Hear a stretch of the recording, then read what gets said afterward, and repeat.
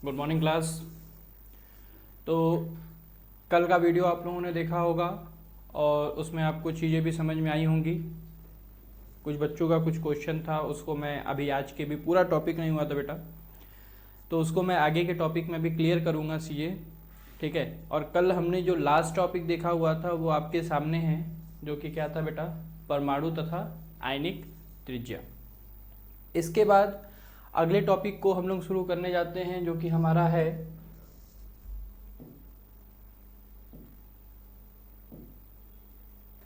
आयनन विभव या आयनन एंथैल्पी। बहुत ध्यान समझिएगा, ये बहुत ही इंपॉर्टेंट टॉपिक है। आयनन विभव या आयनन एंथैल्पी ये क्या होता है, तो आप पहले समझिएगा। आयनन विभव या आयनन एंथैल्पी, इसको आयनन ऊर्जा के नाम से भी जाना जाता है। ये होता क्या है, तो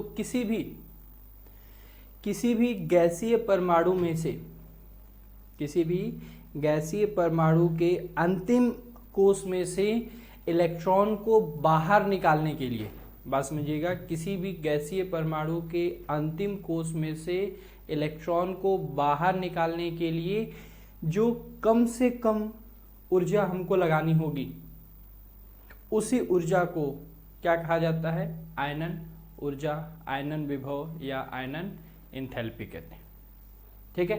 तो आयनन विभव या आयनन एंथैल्पी हमारा अगला टॉपिक है और सबसे इंपॉर्टेंट टॉपिक है ये। इसमें क्या होता है वो मैंने आपको समझाया कि किसी भी गैसीय परमाणु के अंतिम कोश में से इलेक्ट्रॉन को बाहर निकालने में जिस ऊर्जा की आवश्यकता होती है वो ऊर्जा हमारी क्या कहलाती है, आयनन ऊर्जा कहलाती है। बात क्लियर होगा आप लोगों को। अब जैसा कि अभी तक हम लोग पढ़ रहे थे कि वर्ग में ऊपर से नीचे जाएंगे तो क्या होगा, तो वर्ग में ऊपर से नीचे की ओर जाने पर आयनन विभव का मान घटता है। ध्यान समझिएगा, वर्ग में जब हम ऊपर से नीचे की ओर जा रहे होंगे तो आयनन विभव जो होगा हमारा वो क्या होगा, घटेगा। क्यों घटेगा, किस लिए घटेगा, वो अभी हम लोग आगे डिस्कस करेंगे, उस पर आगे हम बात करेंगे। लेकिन हो सकता है कुछ बच्चों के दिमाग में ये डाउट चल रहा हो, ये बात आ रही हो कि सर हमने 11th में पढ़ा था तो उसमें ऊपर से नीचे भी आते थे और बाएं से दाएं भी जाते थे। मतलब हर प्रॉपर्टी को, हर गुण को हम लोग क्या करते थे, ऊपर से नीचे आते समय पढ़ते थे और बाएं से दाएं जाते समय पढ़ते थे आवर्त सारणी में। लेकिन आप यहां पर केवल ऊपर से नीचे बता रहे हो। तो बेटा ऊपर से नीचे बताने का कारण क्या है कि हम यहाँ पर एक एक ग्रुप को खाली पढ़ रहे हैं, यहाँ पे हमको केवल एक एक वर्ग पढ़ना है। इसलिए यहाँ पे आपको जो ज़्यादा से ज़्यादा पॉइंट मिलेंगे वो क्या मिलेंगे, उस वर्ग के रिस्पेक्ट में मिलेंगे। क्या मिलेंगे, उस वर्ग के रिस्पेक्ट में मिलेंगे और ना कि पूरे के पूरे आवर्त सारणी के रिस्पेक्ट में। यहाँ पे पूरी आवर्त सारणी हमको नहीं समझनी है, हमको केवल और केवल उस वर्ग को समझना है। इसलिए हम केवल ऊपर से नीचे की बात कर रहे हैं। तो आयनन विभव का मान ऊपर से नीचे की ओर जाने पर क्या होगा, कम होगा। इसके बाद अगला पॉइंट देखिए लिखा हुआ है आपको यहाँ पे स्क्रीन पर, आपके स्क्रीन पर अगला पॉइंट जो कि बहुत ही इंपॉर्टेंट पॉइंट है। क्या है कि वर्ग 15 का आयनन विभव वर्ग 14 तथा वर्ग 16 से अधिक होता है। वर्ग 15 का आयनन विभव वर्ग 14 तथा वर्ग 16 से क्या होता है बेटा, अधिक होता है। तो जाहिर सी बात है, लिखा हुआ है तो होता ही होगा, ठीक है, लिखा हुआ है तो होगा। अब इसको समझाने से पहले मैं एक बात बताऊं आप लोगों को। कल कुछ बच्चों का क्वेश्चन था, कुछ नहीं मतलब एक बच्चे का क्वेश्चन था उसमें कि सर हम लोगों को वर्ग 13 और वर्ग 14 क्यों नहीं पढ़ना है। तो बेटा नहीं पढ़ना है, ये इसलिए नहीं पढ़ना है क्योंकि आप इसको वर्ग 13 और वर्ग 14 को कक्षा 11 में पढ़ चुके हो। पिछले साल ही पढ़ चुके हो, तो इस साल के सिलेबस में ये नहीं है। यानी इस साल के सिलेबस में आपका वर्ग 13 और वर्ग 14 नहीं है, यह आपको कक्षा 11 में पढ़ाया जा चुका है। इस वजह से बस इसको नहीं पढ़ना है, और कोई रीज़न नहीं है। कुछ टॉपिक हमारे कटे हुए हैं 30% में, 30% में हमारे कुछ टॉपिक कटे हुए हैं, लेकिन उसमें ये नहीं कटा है। ये किस में कटा हुआ है? ये पहले से आप 11 में पढ़ चुके हो, इसकी वजह से इसको हमको यहाँ नहीं पढ़ना है।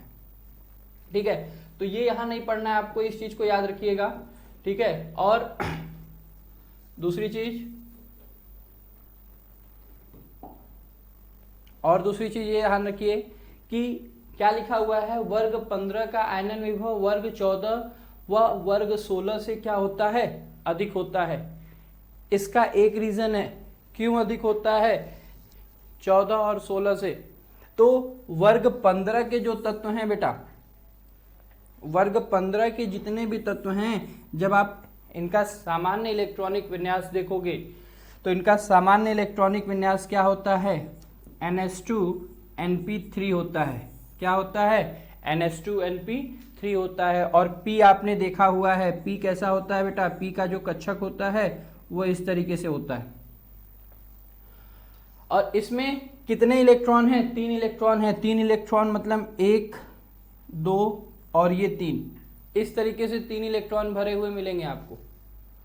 और इन तीनों इलेक्ट्रॉन की वजह से, 3 इलेक्ट्रॉन उपस्थित होने की वजह से, ये जो हमारा वर्ग 15 के सभी तत्व हैं वो आपके क्या हो जाते हैं? वो अर्ध रूप से भरे हो जाते हैं। मतलब इनका इलेक्ट्रॉनिक विन्यास क्या हो जाता है?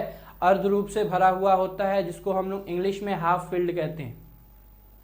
और अभी आगे मैं उसको भी लिखवाऊंगा, बस अभी यहाँ समझ लो। ये अर्ध रूप से भरा हुआ होता है, तो एक रूल होता है कि अगर किसी भी कक्षक में अर्ध रूप से या पूर्ण रूप से इलेक्ट्रॉन भरे होंगे, किसी भी कक्षक में अर्ध रूप से या पूर्ण रूप से इलेक्ट्रॉन भरे होंगे, तो वो आपका क्या होगा? वो कक्षक जो होगा वो ज्यादा स्थायी होगा। वो कक्षक क्या होगा?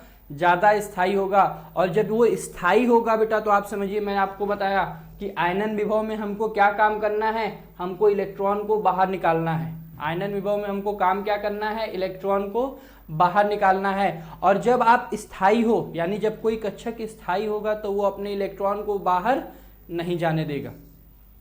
स्थायी होने की वजह से ये अपने कक्षक में से इलेक्ट्रॉन को निकलने नहीं देगा। कब निकलेगा? जब हम अधिकतम ऊर्जा लगाएंगे, कम से कम ऊर्जा में नहीं निकलेगा।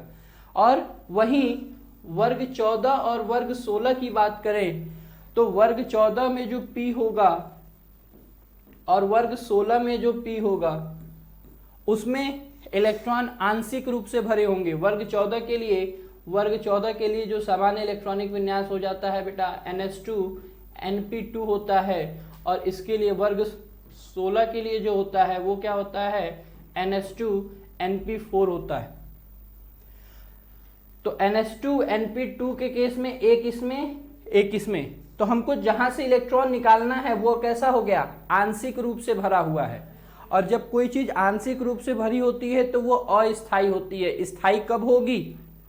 जब या तो अर्ध रूप से भरी हो या पूर्ण रूप से भरी हो, लेकिन आंशिक रूप से भरा होगा तो वो अस्थायी होगा। तो यहाँ 2 इलेक्ट्रॉन हैं और 2 इलेक्ट्रॉन में हमको ये वाला निकालना है, ये अस्थायी है, इलेक्ट्रॉन आसानी से निकल जाएगा।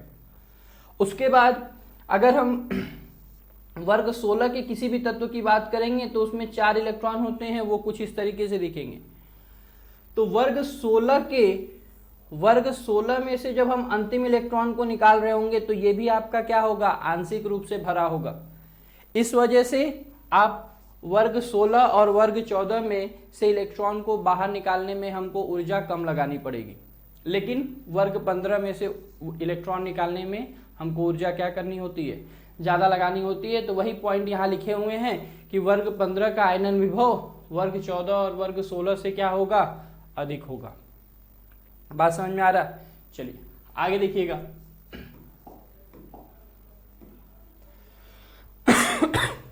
इसके बाद यहां पे इस पॉइंट को थोड़ा समझिएगा। ये आयनन विभव जो है, मैंने यहाँ पे कुछ पॉइंट लिखे हुए हैं, इन पॉइंट को आप लोग जानते होंगे।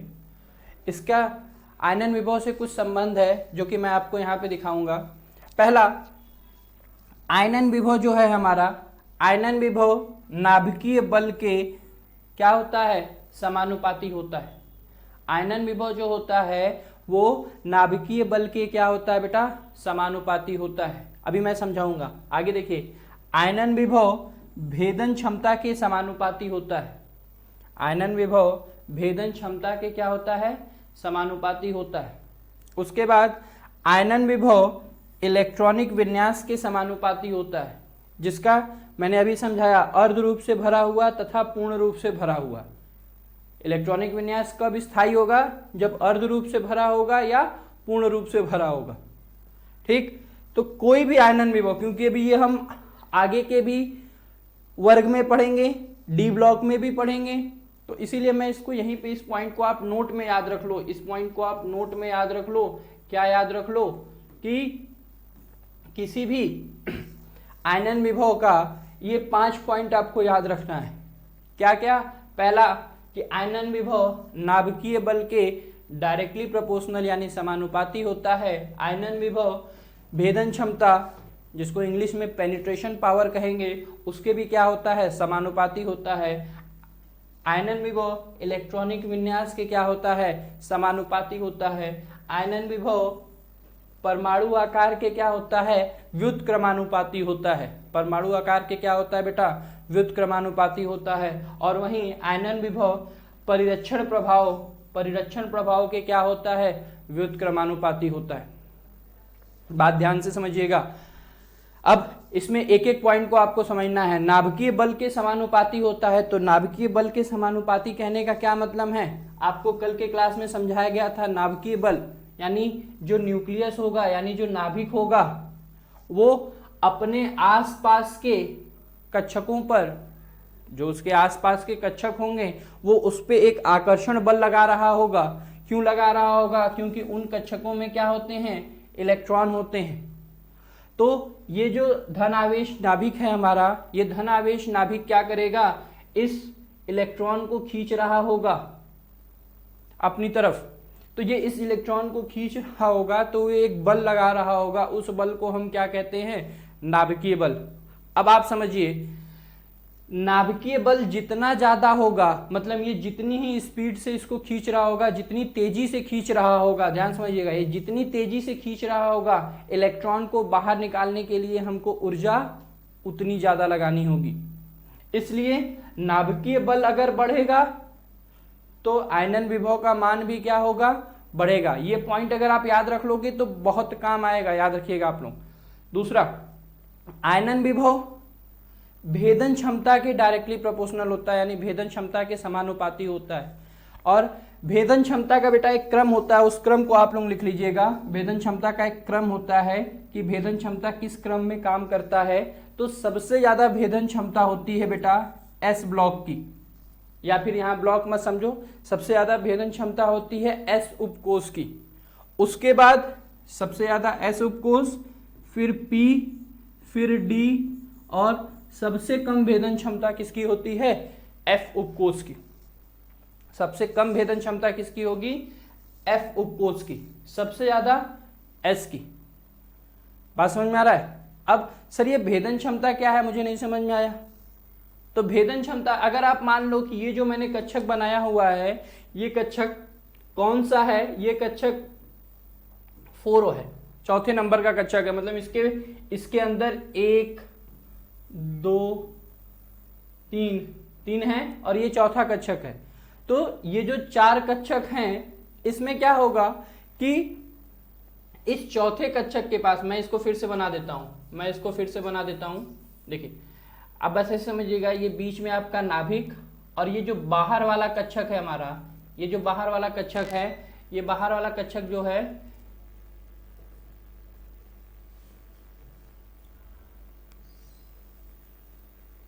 ये जो बाहर वाला कक्षक है बेटा, ये किस नंबर का कक्षक है, ये चौथे नंबर का कक्षक है। बात ध्यान से समझिएगा।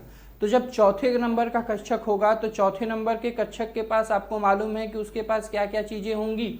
एक 4s होगा, उसके बाद 4p होगा, उसके बाद 4d होगा और उसके बाद 4f होगा। मतलब चौथे नंबर के कक्षक के पास क्या क्या चीजें होंगी, 4s होगा, 4p होगा, 4d होगा और 4f होगा। ये 4 उपकोष होंगे और नाभिक हमारा कहीं यहां पर होगा। इसी को फिर समझिए, नाभिक हमारा कहीं यहां पर होगा। तो अब देखो, अगर हमको इलेक्ट्रॉन यहां से निकालना है, अगर हमको इलेक्ट्रॉन यहां से निकालना है, तो आप देख रहे हो कि नाभिक के ये सबसे पास है, चौथे कोष का जो S है वो नाभिक के क्या है, देखो सबसे पास है। तो जब वो नाभिक के सबसे पास है तो आकर्षण बल नाभिक वाले इलेक्ट्रॉन पे क्या लग रहा, मतलब S वाले इलेक्ट्रॉन पे क्या हो रहा होगा, ज्यादा लग रहा होगा। दूसरी चीज, S के बाद P है, P के बाद D है, D के बाद क्या है, F है। तो अब जब S में, इस तरीके समझो, S में ये जो 2 इलेक्ट्रॉन होंगे, इनमें से अगर हमको किसी एक इलेक्ट्रॉन को बाहर निकालना है तो वो बाहर कैसे जाएंगे बेटा, तो ये 4p, उसके बगल में ये 4d और उसके बगल में ये 4f, जिसमें 7 कक्षक होंगे।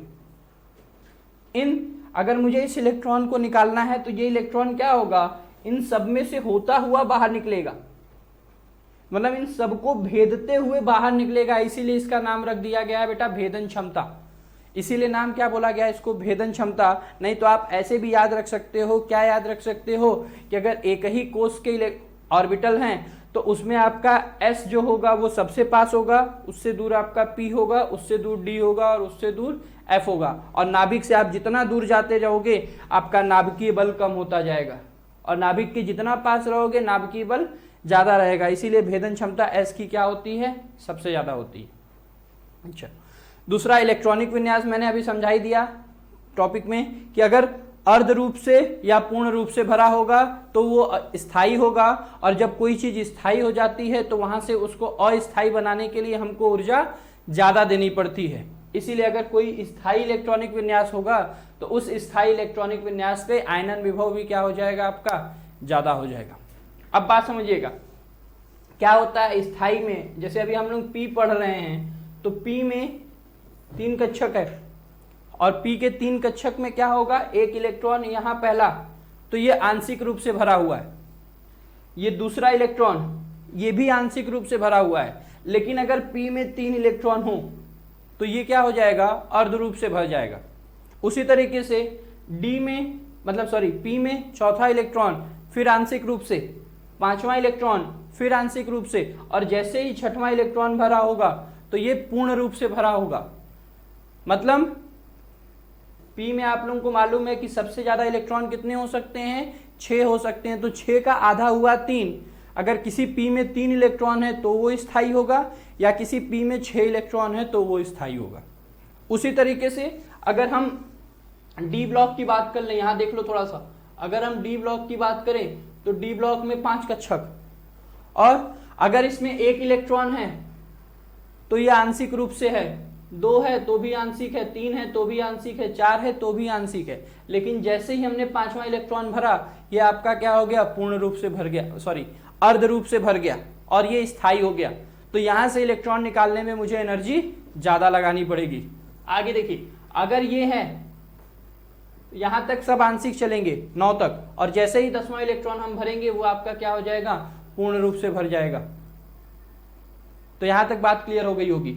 उसके बाद देखो परमाणु आकार दिख रहा है, उसके बाद आपका क्या है, परमाणु आकार। जो सबसे पहला पॉइंट है वो इस पॉइंट पे डिपेंड करता है। आपने लिखा हुआ है वर्ग में ऊपर से नीचे की ओर जाने पर आयनन विभव का मान घटता है। क्यों घटेगा, क्योंकि हम वर्ग में नीचे की ओर जाते हैं। तो याद होगा आप लोगों को, जैसे ही हम ऊपर से नीचे की ओर जा रहे होते हैं तो उस समय आपका क्या होने लगता है, परमाणु आकार बढ़ने लगता है। और जब परमाणु का आकार बढ़ेगा तो क्या होगा बेटा, जैसे ही परमाणु का आकार बढ़ेगा तो नाभिक से 72 कोश की दूरी जो होगी वो ज्यादा हो जाएगी, और जब दूरी ज्यादा हो गई तो इलेक्ट्रॉन को बाहर निकालने में हमको आसानी होगी, यानी ऊर्जा कम लगानी होगी। तो दूरी ज्यादा यानी आकार ज्यादा तो दूरी ज्यादा, और दूरी ज्यादा तो आयनन विभव कम हो जाएगा। बात समझ में आ रही होगी। अच्छा, उसके बाद चौथा है परिरक्षण प्रभाव। परिरक्षण प्रभाव को मैं यहाँ पे शॉर्ट में आपको समझा दूं, इसको हम लोग को डी ब्लॉक में डिटेल में पढ़ना है। यहाँ पे मैं आपको छोटे में समझा देता हूं। तो परिरक्षण प्रभाव क्या होता है, तो जब आप डी कक्षक में इलेक्ट्रॉन भरोगे ना, जब डी का इलेक्ट्रॉनिक विन्यास करोगे तो उसमें क्या होता है, डी जो है वो इनर ऑर्बिट में जाता है। मैं यहाँ पे समझा रहा हूं, लास्ट वाला परिरक्षण वाला देखिएगा। अगर हम परिरक्षण प्रभाव की बात करें, परिरक्षण प्रभाव की बात करें तो इसको हम डी वाले चैप्टर में, डी ब्लॉक में को अच्छे से पढ़ेंगे। यहाँ पे आप समझिए, अगर हम इलेक्ट्रॉन डी में भर रहे होते हैं तो डी ब्लॉक जो हमारा होता है, डी ब्लॉक, उसका जो सामान्य इलेक्ट्रॉनिक विन्यास होता है डी ब्लॉक का, वो होता है बेटा n-1 d 1 to 10 ns 0 to 2, ये होता है सामान्य इलेक्ट्रॉनिक विन्यास डी ब्लॉक का। तो इसमें क्या है, जहां n मैं आपको बता चुका हूं, n क्या होता है, कोषों की संख्या होती है। तो अब अगर यहां पे n की वैल्यू होगी 4, मतलब मैं अगर सबसे पहला, जैसे स्कैंडियम जिस ग्रुप में है, सबसे पहले डी ब्लॉक की बात करूं तो सबसे पहले डी ब्लॉक क्या होगा आपका, उसका सामान्य इलेक्ट्रॉनिक विन्यास हो जाएगा 3d 1 to 10 और 4s 1 to 2। ये केवल पहले के लिए है, ये मैंने जो लिखा हुआ है ये पूरे डी ब्लॉक के लिए है, कंफ्यूज नहीं होना, इसको डी ब्लॉक वाले चैप्टर में मैं अच्छे से समझाऊंगा, यहाँ पे बस समझो। तो जब इलेक्ट्रॉन भरे जाते हैं डी ब्लॉक में तो क्या होता है, बाहर एक कोष उपस्थित होता है, बाहर एक कोष क्या होता है, उपस्थित होता है, और इलेक्ट्रॉन भरे कहां जा रहे होते हैं, अंदर वाले कोष में। तो जब अंदर वाले कोष में इलेक्ट्रॉन भरे जा रहे होते हैं, मतलब कुछ ऐसा, जैसे ये बीच में आपका नाभिक हो गया, ये पहला, ये दूसरा, ये तीसरा और ये चौथा, बात समझिएगा, ये चौथा, यहां पर इलेक्ट्रॉन भरे जा चुके हैं। तो ये नाभिक जो है ये इस वाले पे आकर्षण बल लगा रहा होगा, लेकिन जैसे जैसे हम एक एक करके आगे बढ़ेंगे क्या होगा कि इलेक्ट्रॉन जो है वो यहां भरे जा रहे होंगे, एक एक करके यहां इलेक्ट्रॉन भरे जा रहे होंगे। तो जैसे जैसे इलेक्ट्रॉनों की संख्या आंतरिक कक्षक में बढ़ रही होती है, आंतरिक कोश में बढ़ रही होती है, उस वजह से इस बाह्यतम कोश पे जो एक्चुअल फोर्स यानी जो बल लगना चाहिए, जो बल लगना चाहिए वो बल उतना ना लग के उससे क्या होता है, कम लग रहा होता है। और जब बल कम लग रहा होता है तो बल कम लगेगा तो दूरी बढ़ेगी, और जैसे ही बल कम, देखो नाभिकीय बल अगर कम हो गया तो ये भी क्या हो जाएगा आपका बेटा, कम हो जाएगा। नाभिकीय बल कम हुआ तो ये भी आपका क्या हो जाएगा, आयनन विभव भी आपका कम हो जाएगा। तो कहने का मतलब जैसे जैसे ये बीच में आते हैं तो यहाँ परिरक्षण प्रभाव, ये किसकी तरह काम करते हैं, परिरक्षण प्रभाव, या इंग्लिश में इसको शिल्डिंग इफेक्ट कहा जाता है। क्या कहा जाता है, शिल्डिंग इफेक्ट। आप लोग महाभारत देखे होंगे, महाभारत नहीं देखे होंगे तो बाहुबली तो जरूर देखे होंगे। तो उसमें एक क्वेश्चन था, बाहुबली ने कटप्पा को क्यों मारा, उस पर ध्यान नहीं देना है आपको। ध्यान किस पे देना, आप उसमें देखे होंगे ना, उसमें शील्ड यूज करते हैं वो लोग, एक हाथ में तलवार होती है, एक हाथ में ढाल होता है। ढाल का काम क्या होता है, उधर से आने वाले प्रहार को रोकना। तो लेकिन क्या, मैंने अगर एक हाथ में ढाल लगा लिया है और उधर से हम तलवार से मार रहे हैं तो क्या हमको चोट नहीं लगेगी, चोट लगेगी, लेकिन उतना नहीं लगेगा जितना लगना चाहिए, बात समझिएगा। तो नाभिकीय बल अभी भी इसको अपनी तरफ आकर्षित करेगा, लेकिन उस बल से आकर्षित नहीं कर रहा होगा जिस बल से इसको आकर्षित करना होगा। इसलिए यहां पे आयनन ऊर्जा कम लगती है। आयनन विभव बोलो, आयनन ऊर्जा बोलो, एक ही चीज है। तो यहां तक बात क्लियर हो गया होगा आप लोगों को कि आयनन विभव इन 5 पॉइंट पे डिपेंड करता है, और इन 5 पॉइंट को आपको याद रखना है। तो हर चैप्टर में जहां जहां आपको आयनन विभव मिलेगा वहां पे ये आपको समझ में आ जाएगा। इसके बाद आयनन विभव के बाद हम लोग थोड़ा सा आगे चलते हैं नेक्स्ट पॉइंट पे अपने, और नेक्स्ट पॉइंट क्या है, वो है बेटा विद्युत ऋणात्मकता। अगला पॉइंट है हमारा क्या, विद्युत ऋणात्मकता। और विद्युत ऋणात्मकता की बात करें तो विद्युत ऋणात्मकता क्या होती है, तो विद्युत ऋणात्मकता आपको एक वर्ड में याद रखना है, एक लाइन में याद रखना है। क्या याद रखना है कि वर्ग में ऊपर से नीचे की ओर जाने पर परमाणु का आकार बढ़ने के साथ साथ या धात्विक लक्षण बढ़ने के साथ साथ विद्युत ऋणात्मकता क्या होगी, घटती है। अरे सर ये कैसे, सर ये कैसे हो गया,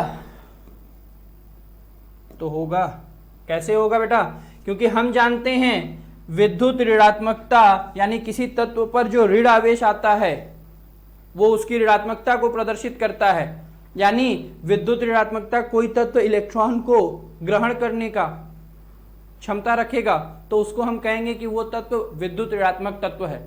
अगर कोई तत्व इलेक्ट्रॉन ग्रहण कर सकता है तो उसको हम कहेंगे कि वो तत्व आपका क्या है, विद्युत ऋणात्मक तत्व है। लेकिन जैसे जैसे हम वर्ग में ऊपर से नीचे की ओर जाते हैं, किसमें, याद होगा आप लोगों को मैंने बताया हुआ था, नाना पापा आंसू और सभी के सभी क्या थे बेटा, बीमार थे। तो नाइट्रोजन, फास्फोरस, आर्सेनिक, एंटीमनी और बिस्मिथ में जो नाइट्रोजन और फास्फोरस था ये आपका क्या था, ये आपका था अधातु, ये आपका क्या था, अधातु। आर्सेनिक और एंटीमनी जो था ये आपका क्या था, ये था आपका बेटा उपधातु। और ये जो बिस्मिथ है, ये जो बिस्मिथ है ये आपका क्या था, ये जो बिस्मिथ है ये आपका था धातु। ये जो बिस्मिथ है ये आपका क्या था, ये आपका था धातु। और हम जानते हैं जो धातु यानी जो मेटल होते हैं, धातु यानी जो क्या होते हैं, मेटल होते हैं। मेटल इलेक्ट्रॉन देना चाहते हैं, लेना नहीं। मेटल जो है वो क्या करना चाहता है, इलेक्ट्रॉन देना चाहता है। कैसे देना चाहता है, तो आप जानते होंगे, आपने नाम सुना होगा एक मेटल का जिसको हम लोग सोडियम कहते हैं। और सोडियम के ऊपर, सोडियम क्या करता है बेटा, अपना एक इलेक्ट्रॉन देता है और एक इलेक्ट्रॉन देके इसके ऊपर धन आवेश आ जाता है। सोडियम अपना एक इलेक्ट्रॉन देता है और जैसे ही अपना एक इलेक्ट्रॉन देता है इसके ऊपर आवेश कौन सा आ जाता है, धन आवेश आ जाता है। इसीलिए यहाँ पे लिखा हुआ है कि वर्ग में ऊपर से नीचे की ओर जाने पर परमाणु आकार बढ़ने के साथ साथ या फिर धात्विक लक्षण बढ़ने के साथ साथ, ऊपर से नीचे जाएंगे तो धात्विक प्रकृति बढ़ रही है, धातु होते जा रहे हैं तत्व, और जैसे जैसे वो धातु होते जाएंगे उनका जो विद्युत ऋणात्मकता है वो घटती जाएगी। नाइट्रोजन की विद्युत ऋणात्मकता एकदम ऊपर, लेकिन बिस्मिथ की सबसे कम। अगर मैं कहूं कि इन पांचों को विद्युत ऋणात्मकता के बढ़ते हुए क्रम में लिखिए तो क्रम क्या हो जाएगा, बढ़ता हुआ क्रम। बढ़ता हुआ क्रम मतलब सबसे कम वाला। तो देखा हमने कि ऊपर से नीचे जा रहे हैं तो घट रहा है, तो यानी सबसे कम किसका होगा, बिस्मिथ का होगा। यानी सबसे कम विद्युत ऋणात्मकता किसकी आ गई, बिस्मिथ की आ गई। तो सबसे कम बिस्मिथ, उसके बाद एंटीमनी, उसके बाद आर्सेनिक, उसके बाद फास्फोरस और उसके बाद आपका नाइट्रोजन।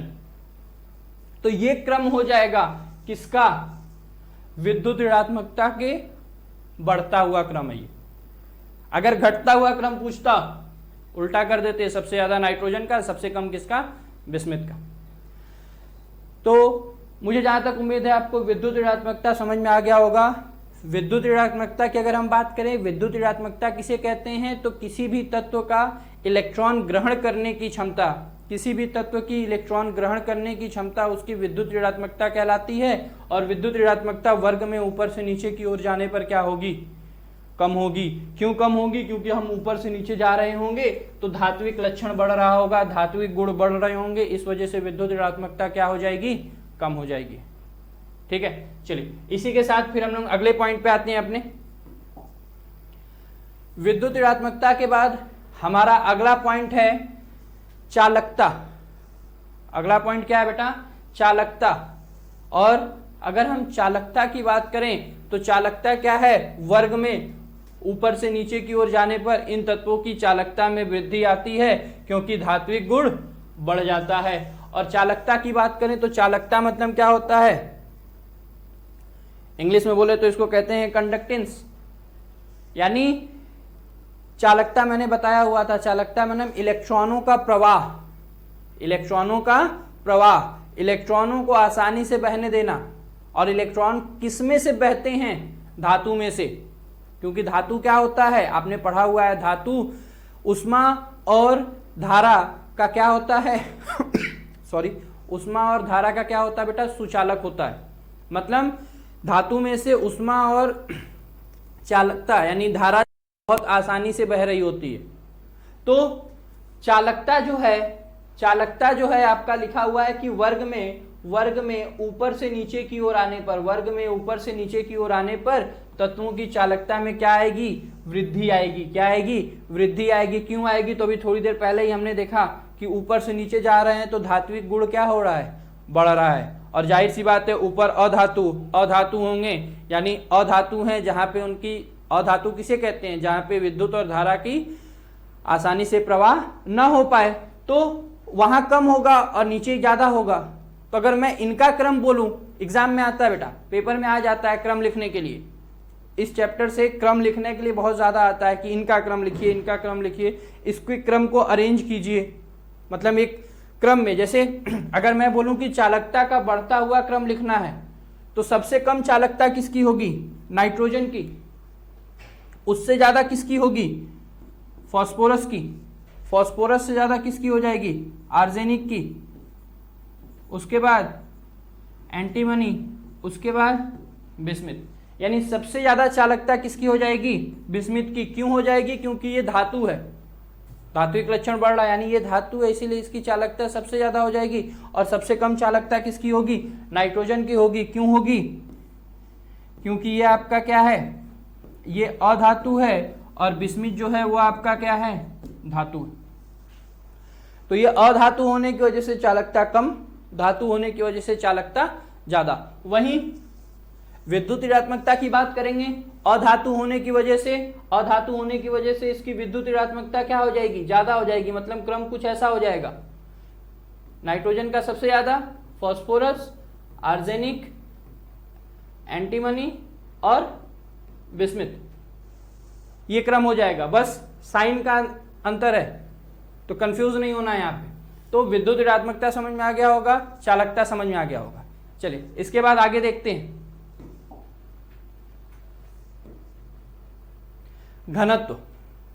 घनत्व को बस एक लाइन में याद रख लीजिए कि वर्ग में ऊपर से नीचे की ओर जाने पर घनत्व क्रमशः क्या होता है? बढ़ता है। घनत्व क्या होगा?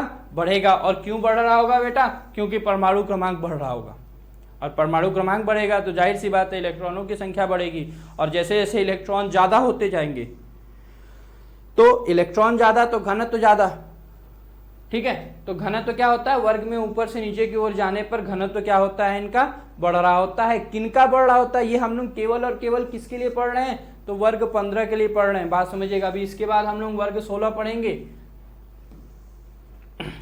इसके बाद अगला है हमारा बेटा ऑक्सीकरण अवस्था। और कल एक बच्चे का क्वेश्चन भी था कि सर ऊपर से नीचे जाने पे ऑक्सीकरण अवस्था +3 +5 करके ऐसे कुछ उसने भेजा हुआ था। तो उसको देखिएगा, ऑक्सीकरण अवस्था क्या होती है? तो जब कोई यौगिक बनता है तो वो यौगिक कैसे बना होगा? किसी धातु और अधातु के मिलने से बना होगा। यौगिक कैसे बना होगा? जब धातु और अधातु क्या हुए होंगे? कंबाइंड हुए होंगे, जुड़े होंगे, मिले होंगे, किसी तरीके से रासायनिक अभिक्रिया किए होंगे, तो वो यौगिक बना होगा। और जैसे ही यौगिक बनेगा तो एक तत्व के ऊपर धन आवेश और एक तत्व के ऊपर क्या आ जाएगा? ऋण आवेश आ जाएगा। तो जितना धन आवेश और जितना ऋण आवेश आता है उसी को हम क्या कह रहे होते हैं? उस तत्व की ऑक्सीकरण अवस्था कह रहे होते हैं। उस पर्टिकुलर यौगिक में, उस यौगिक में एग्जाम्पल समझिएगा।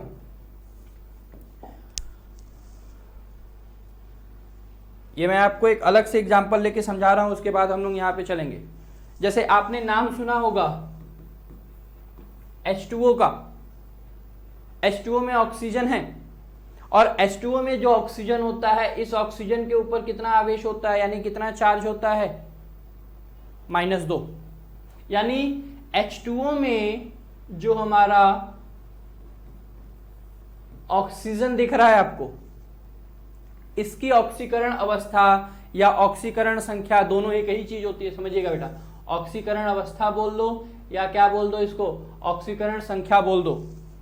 तो H2O में ऑक्सीजन की ऑक्सीकरण संख्या या ऑक्सीकरण अवस्था कितनी होती है?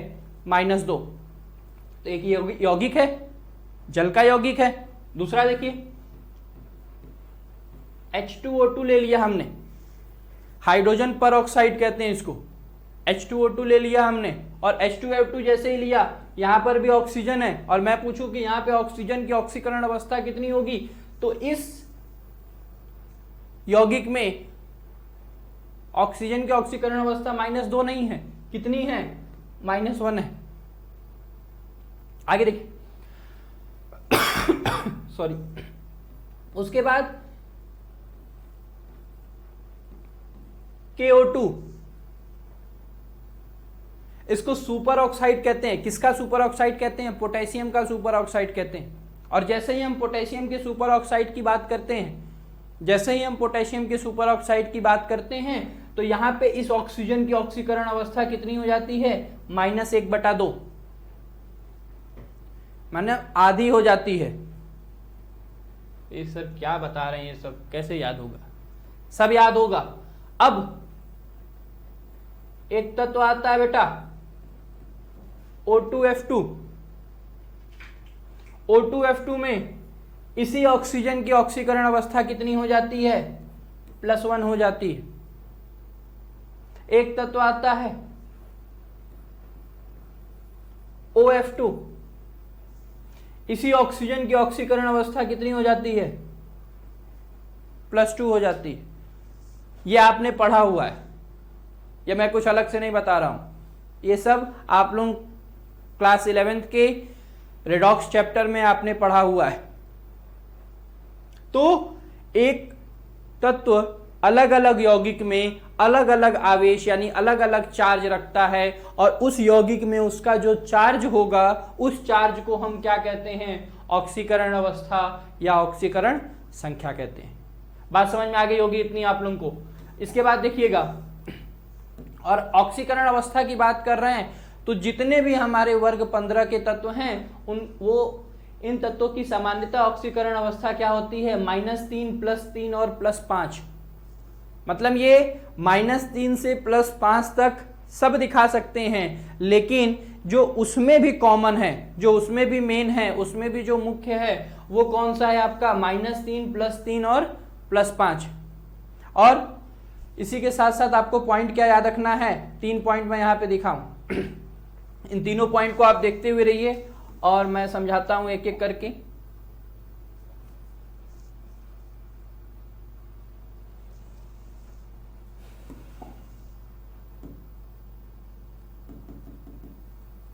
एक मिनट,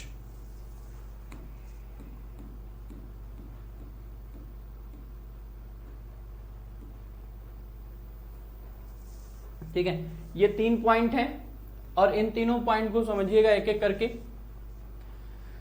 पहला पॉइंट क्या बोल रहा है बेटा, मैंने बोला कि ये 3 प्रकार की सामान्य ऑक्सीकरण अवस्था रखते हैं। कौन कौन सी, -3, +3 और +5। और -3 का स्थायित्व, -3 का स्थायित्व जो है वो ऊपर से नीचे की ओर जाने पर घटेगा। मतलब जितने भी -3 इस वर्ग के जितने भी तत्व हों, वो अगर किसी यौगिक मतलब किसी भी तत्व के साथ अभिक्रिया करके कोई यौगिक बना रहे हैं और इनकी ऑक्सीकरण अवस्था उसमें क्या आ रही है, -3 आ रही है, तो ऊपर से नीचे जाते समय जो उनका ऑक्सीकरण अवस्था होगा वो क्या होता जाएगा, कम होता जाएगा। तो -3 का स्थायित्व तो ऊपर से नीचे की ओर जाने पर क्या होता है, घटता है।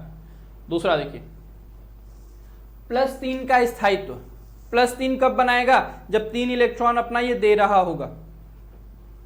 और -3 कब बनाएगा, जब ये 3 इलेक्ट्रॉन किसी से ले रहा होगा। क्योंकि प्लस माइनस कब बनता है ये आप लोगों को पता होगा।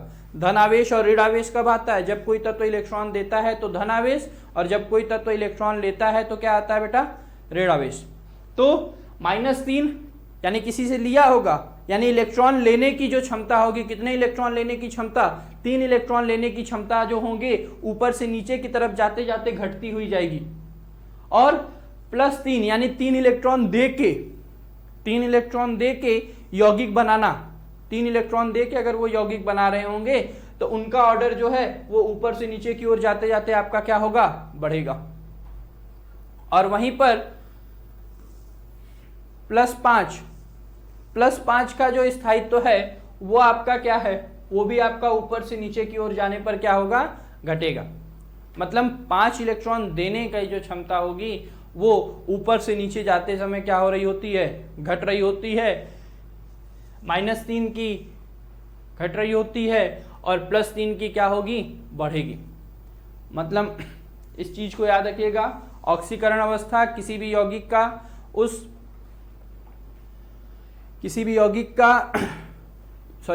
यौगिक में उस तत्व का जो आवेश होगा उसको हम क्या कहते हैं, उस तत्व की ऑक्सीकरण अवस्था कहते हैं। वर्ग 15 के जो तत्व हैं वो 3 प्रकार की ऑक्सीकरण अवस्था दिखाएंगे, -3, +3 और +5। -3, +3 और +5 का क्रम जो है कुछ ऐसा रहेगा जो कि आपके सामने लिखा हुआ है कि -3 का स्थायित्व जो है वो ऊपर से नीचे की ओर जाएगा तो घटेगा, +3 का स्थायित्व जो है ऊपर से नीचे की ओर जाएगा तो बढ़ेगा, और +5 का जो स्थायित्व है वो ऊपर से नीचे की ओर जाएगा तो घटेगा। और इसी के साथ जो भौतिक अवस्थाएं हैं, मतलब जो भौतिक गुण थी किसकी, वर्ग 15 की, वो हमारी खत्म हो गई।